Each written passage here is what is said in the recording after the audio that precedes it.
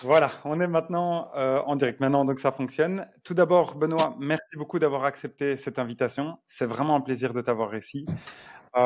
Pour ceux qui ne te connaissent pas, est-ce que tu pourrais te présenter succinctement? Merci Jonathan, un plaisir d'être là aujourd'hui avec toi. Alors je suis combattant de MMA depuis 2019 et j'ai un record de 11 victoires avant la limite pour une défaite pas claire je suis combattant français au sein de la team Moi 1 et de la Bulgarian Top Team. Bah écoute, on va faire un petit résumé de ça parce que c'est assez impressionnant ce que tu es en train de réaliser. Pour ceux qui ne le savent pas, c'est 11 victoires, dont une défaite. Et défaite est plus que contestée. C'était d'abord pas ta catégorie initiale. Tu es en lightweight et là, c'était en welterweight. Et en plus, la personne a été testée positive. Par contre, ça a permis d'avoir énormément de fans, dont moi, parce que l'esprit que tu as démontré pendant ce combat était juste incroyable. Je voudrais commencer par une petite question, c'était de savoir, est-ce que tu es né avec cet état d'esprit ou est-ce que ça a été au cours du temps que tu l'as développé? Il y a un mix des deux, hein. Il y a une partie naturelle. J'ai toujours été compétitif et compétiteur, mais je pense qu'il y a aussi l'éducation, ce qu'on m'a inculqué tout le long de ma jeunesse. J'ai eu le bonheur d'avoir une éducation avec des valeurs fortes et cohérentes et voilà, qui m'ont permis de grandir dans un certain bonheur, mais aussi avec des difficultés qu'il fallait franchir et qui m'ont permis d'être plus dur et d'être prêt. D'être paré aux futures épreuves de la vie. En tout cas, pareil, tu l'es, parce que comme je l'ai dit, c'est 11 victoires, mais en plus, ce sont 11 finishes. Tu commences ta carrière extrêmement tard, entre guillemets, donc tu commences en 2019. En 2021, tu signes à l'UFC avec 8 victoires. Déjà, je ne sais pas comment est-ce que tu fais 8 victoires en aussi peu de temps, donc 4 au Brave. Et ensuite, comme on le dit, tu commences avec cette défaite qui devrait pas en être une. Et puis, tu as 3 combats ensuite qui sont vraiment spectaculaires, surtout le dernier. Je voulais commencer par ça. Je voulais voir un petit peu comment, si tu pouvais nous donner une réaction à froid maintenant, parce qu'il y a du temps qui est passé. Parce que beaucoup de personnes, en nous incluant, voyaient ce combat comme étant quelque chose d'extrêmement difficile. Et tu as prouvé à tout le monde qu'avec une bonne stratégie et une bonne application de la stratégie, c'était possible. Donc, dis-nous un petit peu ton ressenti. En fait, je pense que les gens, il y a deux paramètres que les gens n'ont pas pris en compte, je pense. Le premier, c'est que j'ai commencé le MMA en septembre 2018. Les premières fois que j'ai mis des mitaines d'entraînement, c'était en 2018. Donc j'ai une marge de progression parce que je suis jeune dans la pratique et je suis encore passionné par ce que je fais et j'en apprends encore tous les jours. Euh, Ça, c'est un premier paramètre. Donc, il y a quand même clairement de l'eau qui est passée sous les ponts entre mon combat contre Élisée et mon dernier combat contre Bonfim. Et après, il y a la difficulté des combattants. C'est-à-dire que Élisée, c'était un top 15. Normalement, j'aurais jamais dû pouvoir l'affronter parce que son combat précédent, il perd par split decision contre un Russe, contre Muslim Mhm. Salikov sur split decision à Moscou.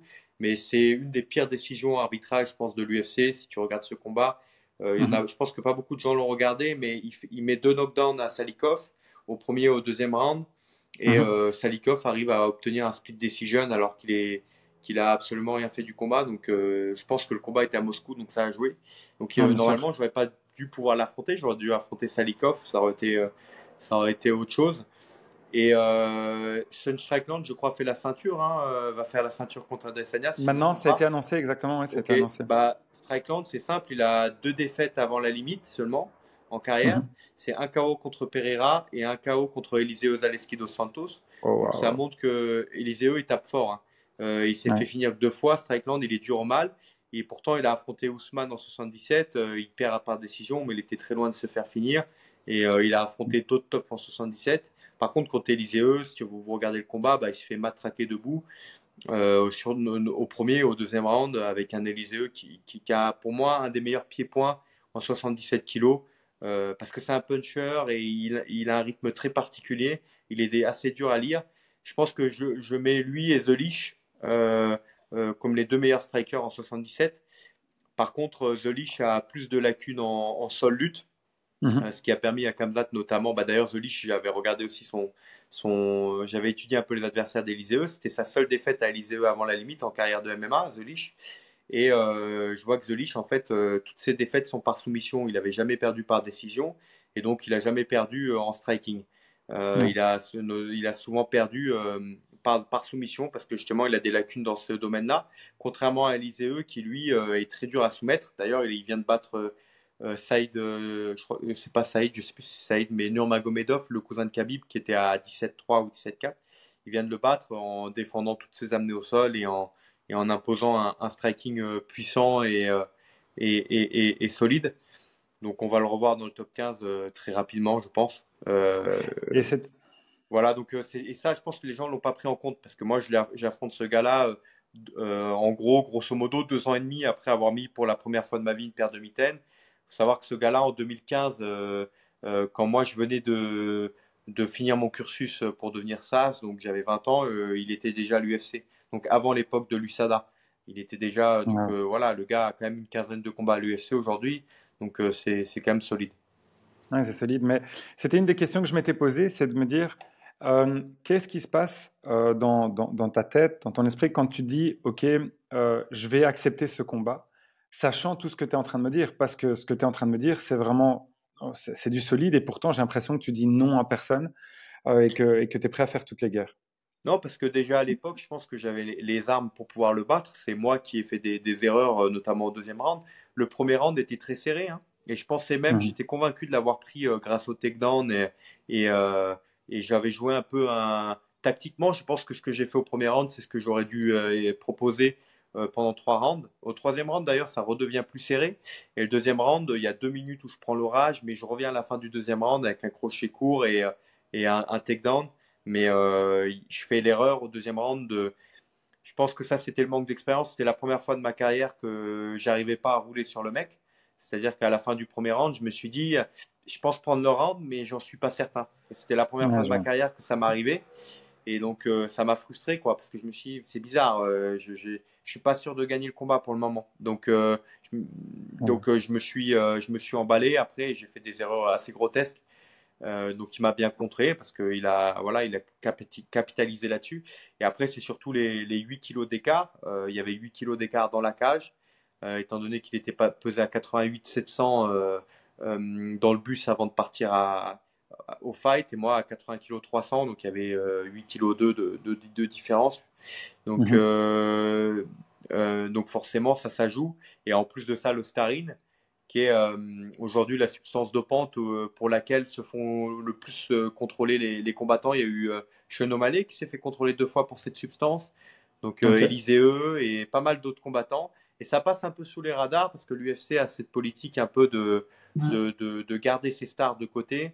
Donc bon, les médias vraiment spécialistes l'affichent hein, au grand jour, mais ça reste souvent un peu sous les radars du grand public.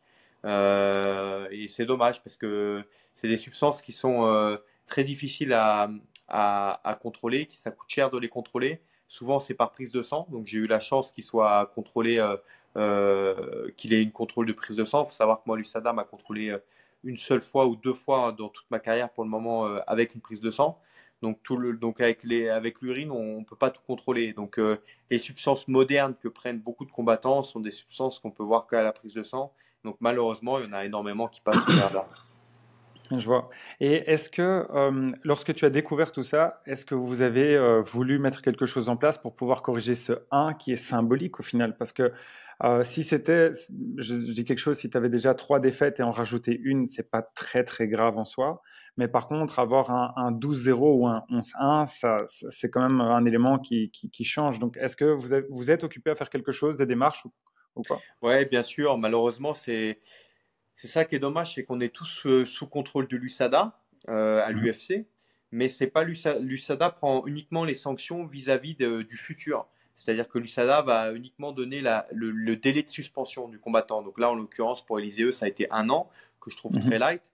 Euh, et, euh, mais elle va pas donner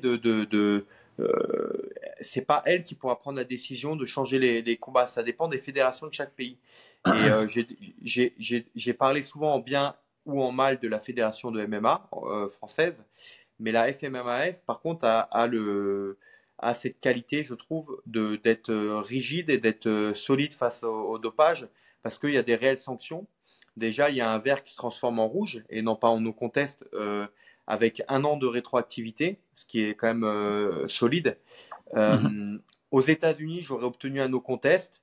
En France, j'aurais une victoire par disqualification contre un top 15 de l'UFC en 77. Donc ça changerait un petit peu ma carrière et la manière dont certaines personnes peuvent me voir. Malheureusement, Abu Dhabi, c'est le seul pays où tu te fais contrôler un jour après pour stéroïdes, EPO, tout ce que tu veux. Ce n'est pas la période de compétition, donc C'est il n'y pas aura aucune rétroactif. mesure qui sera prise à ton encours.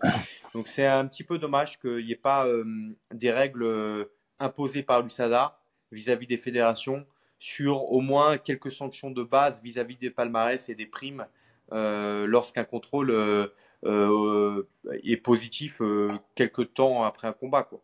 Parce que clairement, lorsqu'on a une prise de sang tous les 3 ans, le jour où tu te fais choper positif, c'est souvent que ça fait longtemps que tu prends la substance. Et Eliseu, faut pas se mentir, il fait partie de cette vieille génération comme John Jones, qui sont rentrés à l'UFC lorsque l'UFC c'était encore les jeux du cirque, hein, quand on avait les Alistair Mhm. Overeem, les Brock Lesnar. Donc c'était une période où tout le monde était chargé, comme on le voit à la DCC dans le grappling moderne. Il n'y a pas de Ouais, contrôle, tout le monde est chargé, hein. c'est ça. Il n'y a pas de mec dans le top 10 qui n'est pas chargé en 2015, je pense, ou quasiment pas. Ouais. C'est la rareté, quoi. C'est là, c'est vraiment, ça devient une philosophie de vie de pas être chargé. C'est pas parce qu'il n'y a pas de dopage, donc tout le monde le fait. Il n'y a pas de contrôle, donc il n'y a pas de dopage, donc tout le monde est chargé. Et l'USADA met peu à peu des règles au fur et à mesure du temps, de plus en plus strictes et de plus en plus, on va dire, européennes, entre guillemets, parce que les États-Unis ont une relation avec les hormones et le dopage qui est très différente de la nôtre, hein.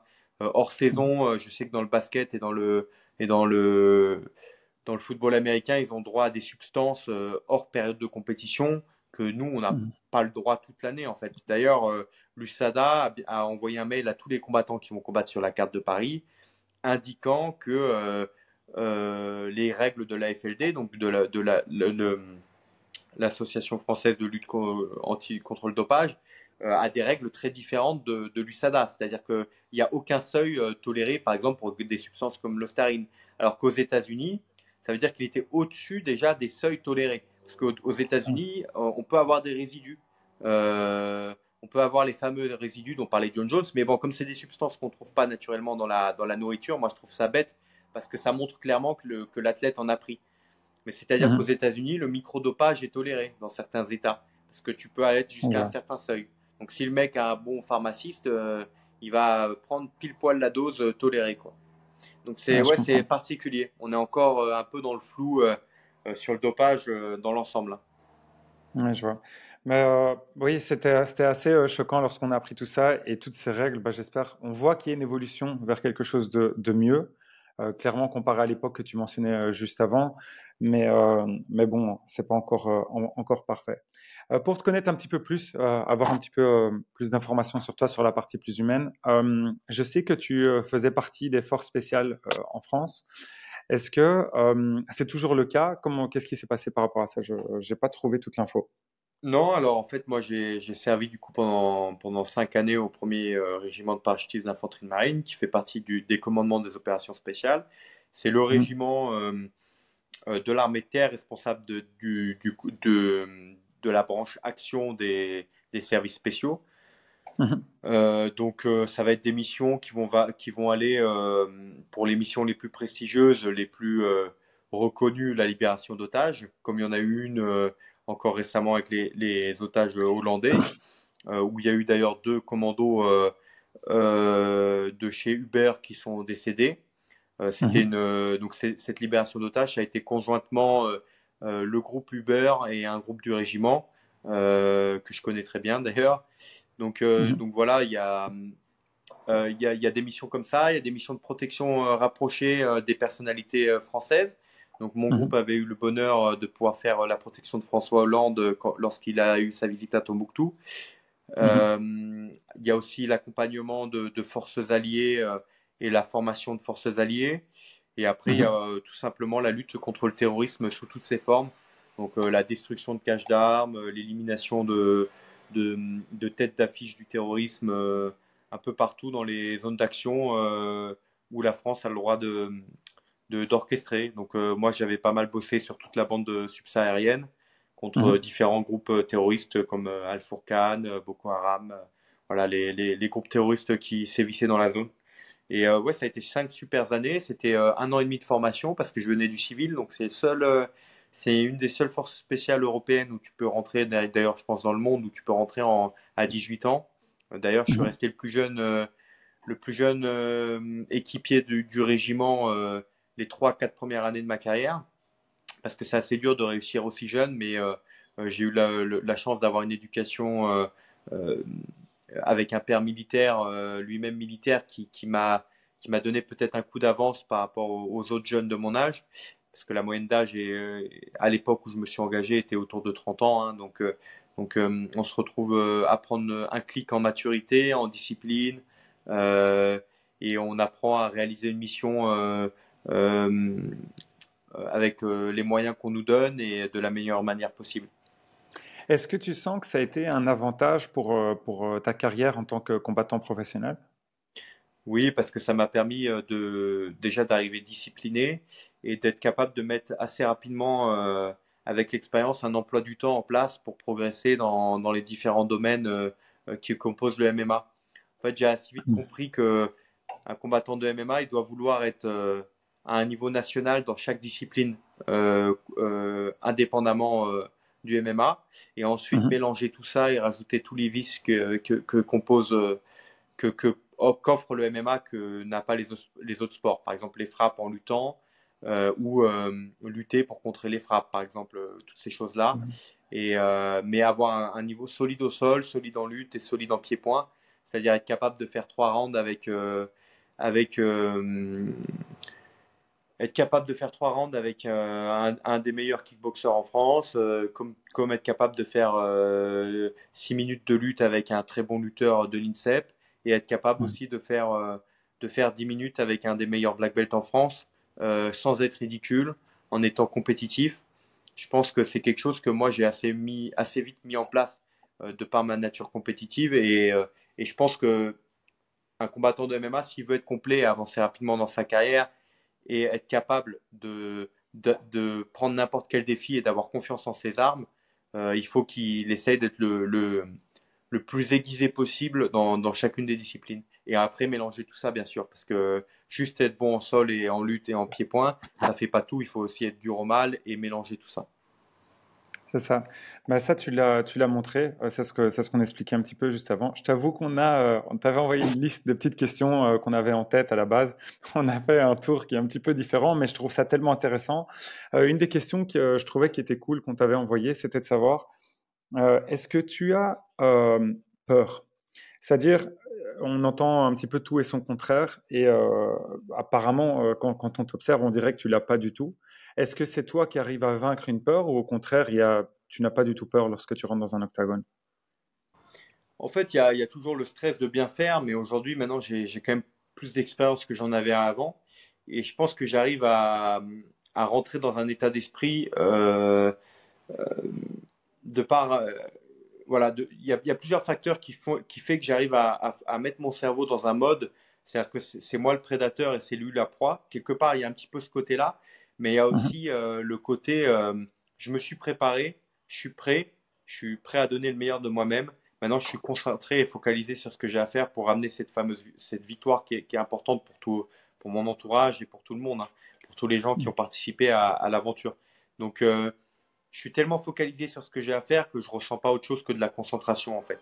C'est-à-dire que je vais être concentré de A à Z et déterminé en fait, déterminé à obtenir la victoire à tous les prix. Voilà, et être capable d'aller jusqu'au bout parce que c'est un sport dans lequel tu peux perdre 13 minutes du combat et revenir les 2 dernières minutes.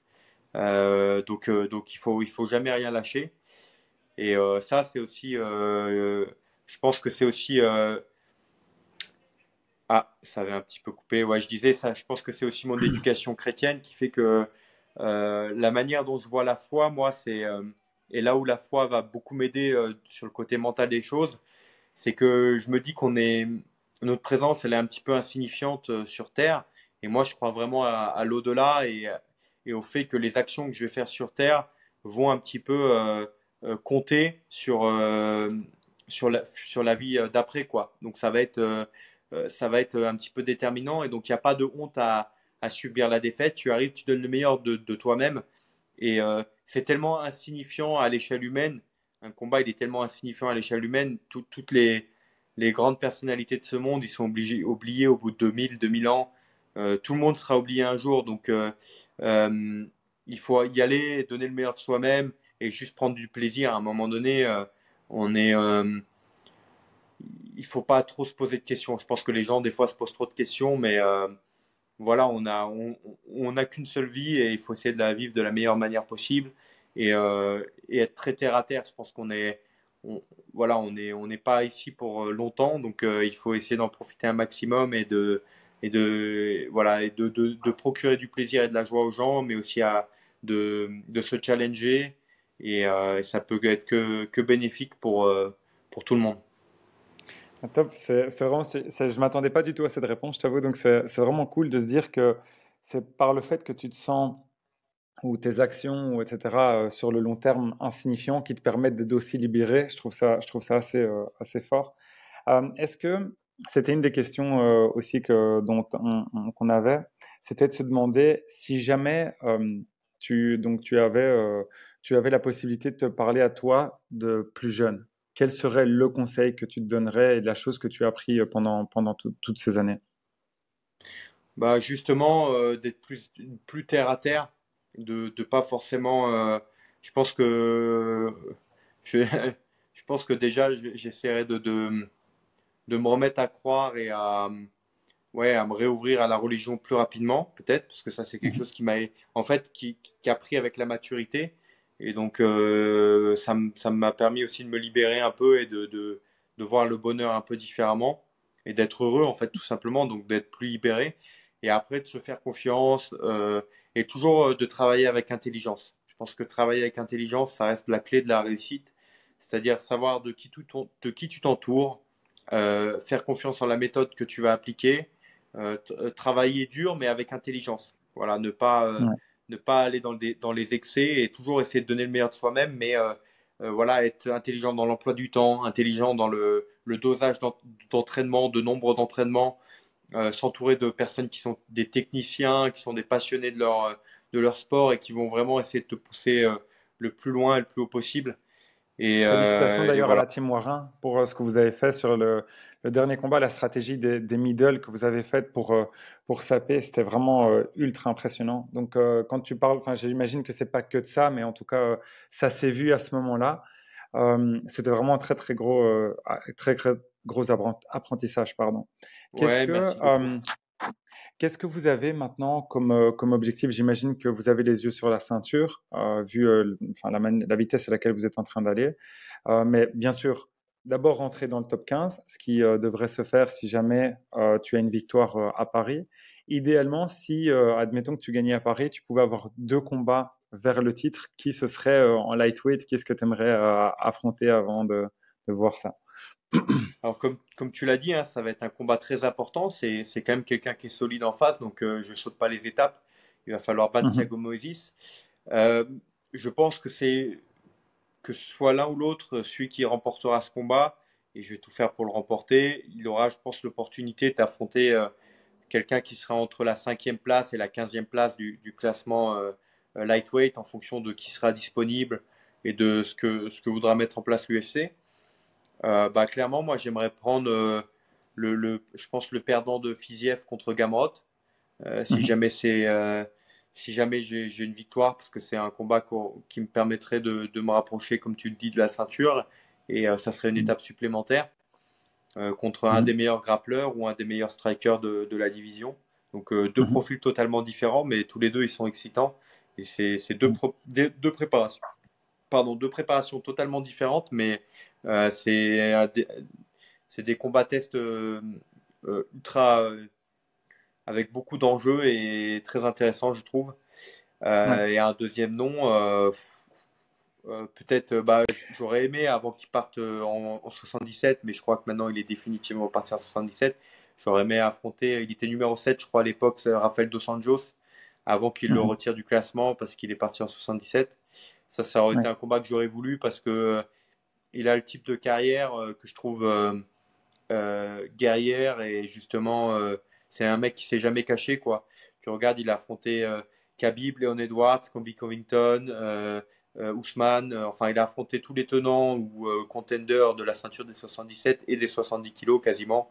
Anthony Pettis, lorsqu'il est devenu champion, Eddie Alvarez, enfin, beaucoup, beaucoup de monde. Donc, c'est un gars qui s'est jamais caché. Donc, c'est le type de carrière que je trouve fascinant parce il est allé chercher les plus gros challenges. Et donc j'aurais bien aimé affronter lui, mais comme il est plus dans le classement, euh, là difficile à dire comme ça, dans le top 10, pour être honnête, je sais pas qui c'est qui a entre la cinquième et la dixième place. Ah oui, il y avait Tsarukian que j'aurais bien aimé affronter. Ouais, Tsarukian, ça aurait été cool, mais il affronte le perdant de Darius contre Tsarukian. D'ailleurs, les deux m'intéressent. Le perdant de Darius contre Tsarukian, ça serait incroyable. Est-ce que quand je me rappelle que tu avais fait enfin, un talk qui était vraiment très très bon à la fin de ton combat, donc tu avais fait un call-out en expliquant, je trouve que tu avais été très doué d'ailleurs au micro.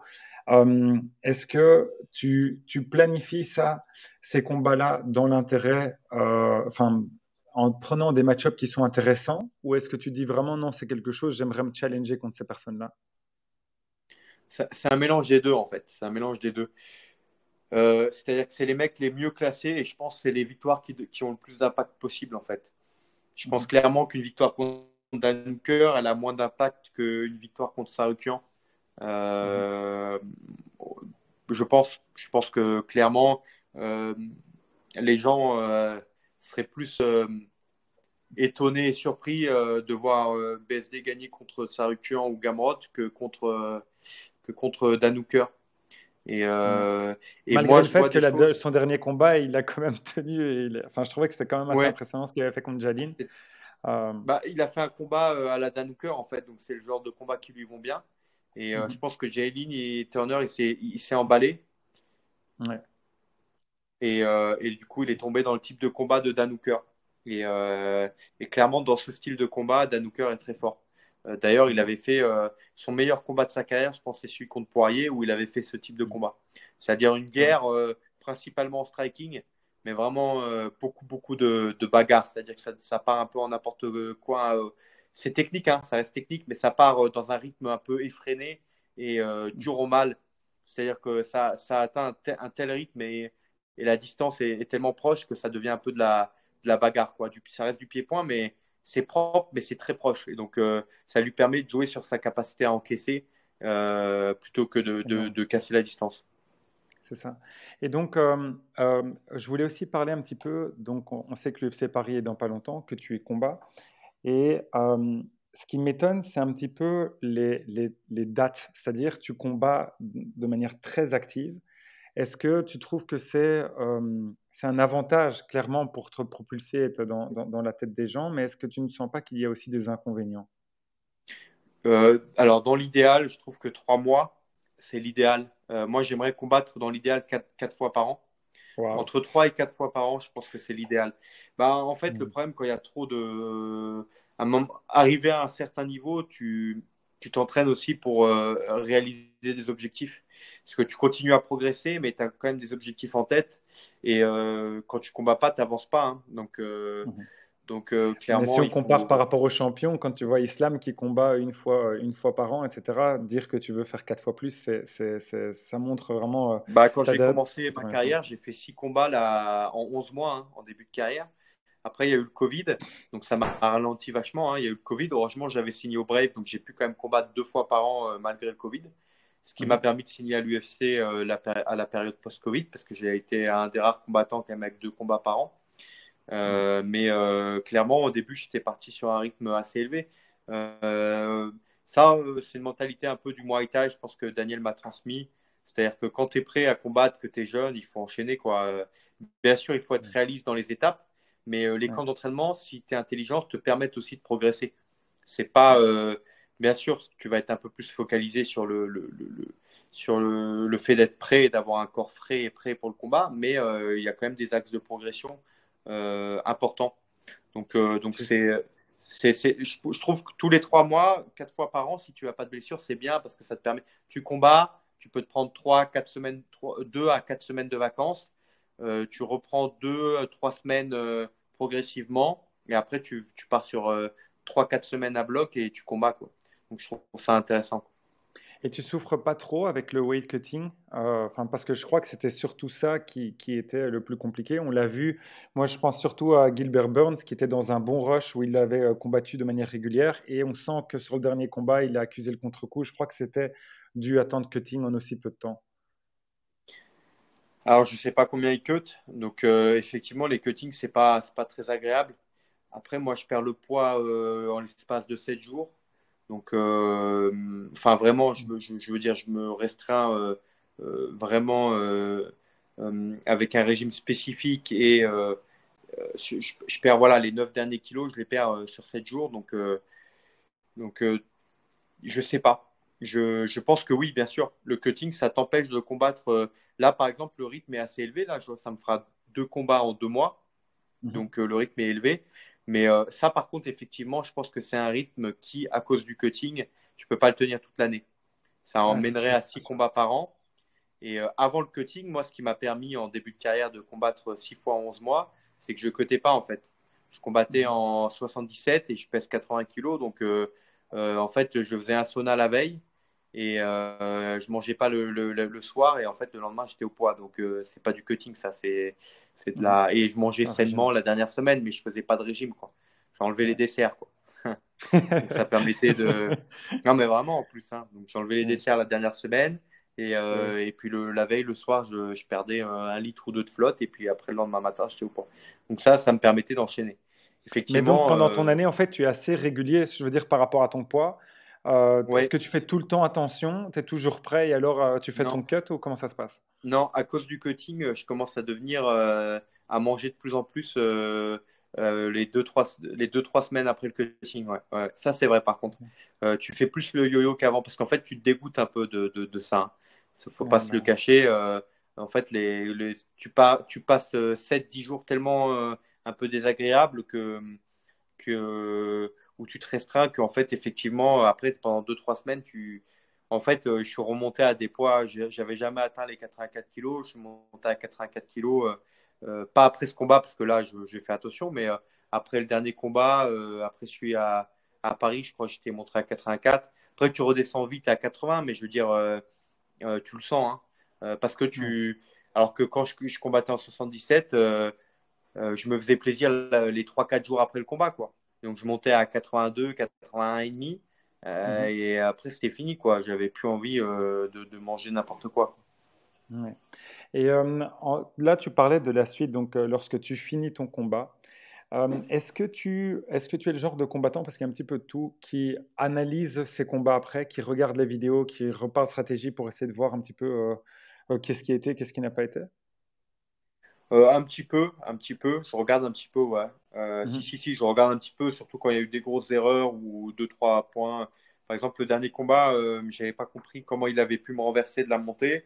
Et en fait, je l'avais pas vu sur le moment, hein, parce que je l'ai pas senti. Il s'est appuyé sur la cage, en fait. Il a le droit de le Ah, faire, hein, le pied à plat. Mais j'avais ouais. pas vu qu'en fait, il avait réussi à s'appuyer sur la cage un peu avec la jambe en ciseau. C'est ça qui lui avait donné parce que j'avais été surpris. Je l'avais trouvé vraiment puissant sur le hip thrust. Et en fait, c'était qu'il s'était en plus un peu aidé de la cage.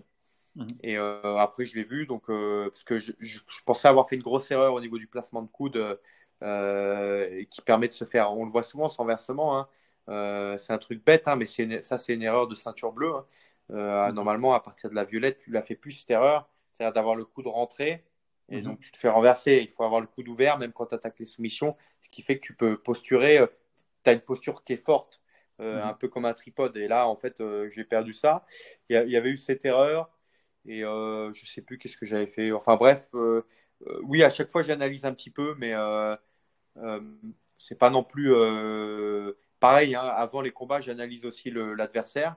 Mhm. J'analyse également l'adversaire, mais pareil, c'est pas non plus. je suis pas obnubilé par l'adversaire. C'est-à-dire que je regarde deux, trois, je regarde un peu ses points forts, je regarde quelques séquences, et puis après, on Mhm. met une stratégie en place et on se concentre surtout sur moi pendant le camp d'entraînement. C'est-à-dire, on se concentre C'était sur la mes question points que j'allais forts. poser d'ailleurs. Ouais, on sélectionne les points forts, mes points forts qui peuvent lui poser le plus de problèmes. On insiste un peu dessus pendant le camp, mais on reste assez global, nous, dans la préparation d'un combat. Parce que ça peut aller un peu n'importe où. Il y a une stratégie, mais le but, c'est d'avoir un combattant le plus complet possible, c'est-à-dire d'être capable de vaincre l'adversaire dans tous les domaines possibles. Mhm. Bah justement, donc alors toi, tu as plus, voilà, on se focalise sur nos forces et on sait ce qu'on doit faire, en sachant de manière générale quel est le profil de l'autre personne, parce que clairement, il y a eu une stratégie qui a été mise en place par rapport à ton dernier combat, parce qu'on savait qu'il fallait rentrer fort et les middle, c'était vraiment la clé. Donc là, du coup, est-ce que vous êtes en train de préparer enfin, bien sûr, il ne faut pas nous, nous dire quel est exactement le résultat de cette analyse, mais est-ce que tu vois des points forts ou des choses comme ça chez Thiago que tu dis, ah, ok, là, il faudra mettre un point d'attention? Ouais, ouais, bah Thiago, c'est un technicien, hein, on le voit, il a un bon pied-point, une bonne lutte, un bon sol. Il est Mhm, capable de lutter avec Makachev, il est capable d'aller au sol. mhm, Je pense que je pense que le sol, c'est vraiment son point fort, surtout lorsqu'il est au-dessus des gars. Sur le dos, il est fort, mais il n'est pas, c'est pas un phénomène sur le dos, mais il se débrouille bien sur le dos. C'est un vrai black belt. Euh, il a un bon pied-point, mine de rien, il est fluide, c'est un bon contreur. Donc il a des points forts.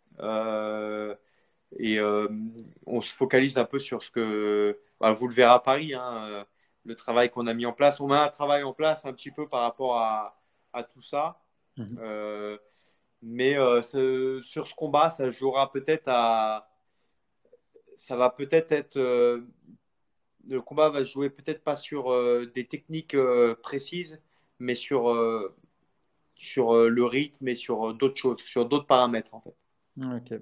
Bah, écoute, je crois que c'est une très très bonne manière de pouvoir conclure cette interview. Je voulais juste te dire merci beaucoup d'avoir pris le temps. C'est vraiment un honneur de t'avoir. Personnellement, j'ai adoré tes combats et je suis impatient de pouvoir voir celui de Paris et j'espère que ça va pouvoir continuer comme ça. Donc merci pour tout et bah, bonne chance. Merci Jonathan, merci beaucoup. À bientôt. Ciao, ciao.